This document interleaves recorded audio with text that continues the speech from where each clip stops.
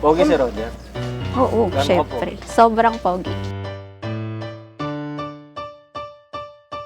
Winnie, miss you. Winnie. Manta Rhyme Music Entertainment. Kapag higit, pwede pumikit. Lalo na kapag hindi nyo kaya ang legit. Frostmart Frostmart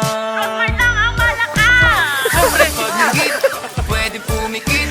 Lalo na kapag hindi nyo kaya ang legit. Frostmart Frostmart Kapag higit, pwede pumikit. Lalo na kapag hindi nyo kaya ang legit. Frostmart Frostmart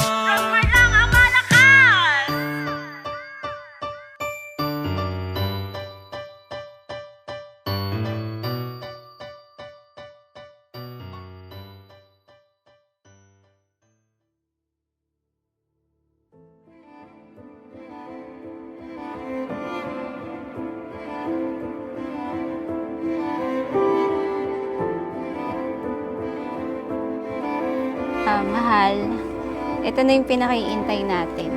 Di ko man may papangako sa'yo na maging perfecto ako, pero gagawin ko ang lahat para lang makita ang ngiti mo.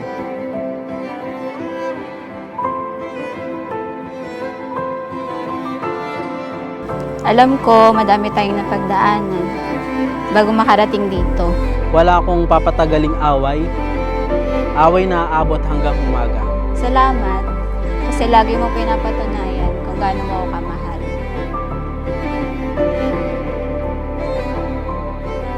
Kasal ko yata. Siyempre kasal ko. Kay Rena. Renalyn Dunyos Quizon. At sinabi, dahil dito, iiwan ng lalaki ang kanyang ama at ina at magsasama sila ng kanyang asawa at sila'y magiging isa. Sobrang thankful ako kay Lord kasi ikaw yung binigay niya sa akin. Today I say I do, but to me that means I will make your hand and stand by your side in the good and bad.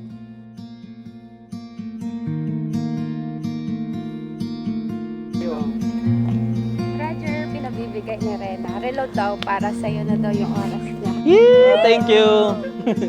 Di ako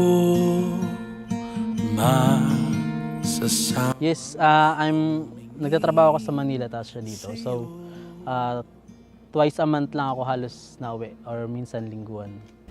Lagi niyang pinaparamdam sa akin na mahal niya ako kahit malayo siya. Lagi ko lang siyang kinakamusta.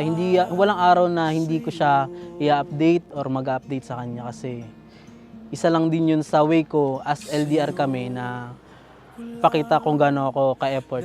Ma'am, gano'n siya kamahal? Sobra, higit pa sa sobra. Talaga ba taling-tali? Mahal, thank you sa gift.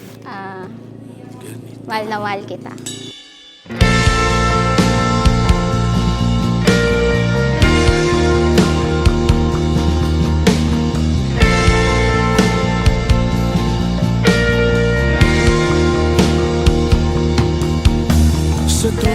Si Renalyn din mahiyain sa umpisa.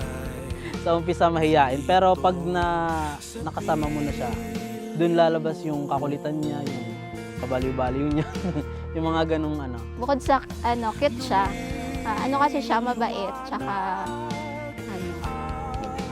mapagmahal sa pamilya. Napaka-family oriented niya. So, yun talaga yung pinaka nagustuhan ko sa ugali niya kasi siyempre, lahat naman siguro tayo gusto nung mapagmahal sa pamilya.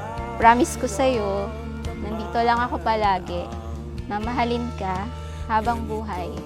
I love you. Ay mahal, mapapangako ko lang sa'yo na habang kasama mo ako, hindi ka malulungkot.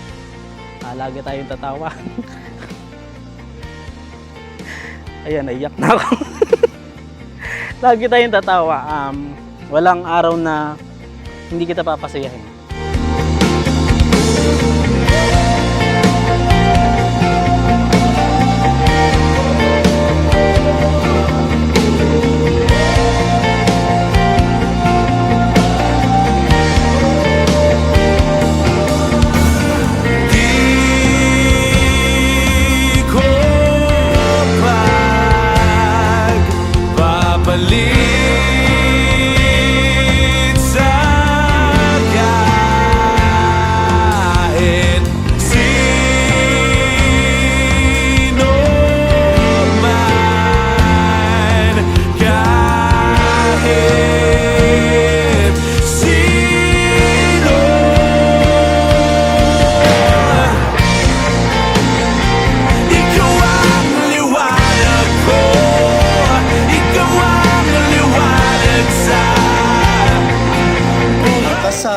isang sakramento. Kapag sinabi natin sakramento, para ba itong isang pagpasok sa isang love triangle? Para bang sinasabi natin sa Diyos, samahan mo kami sa aming pagsisimula ng isang bagong buhay. Buhay may pamilya, buhay mag-asawa.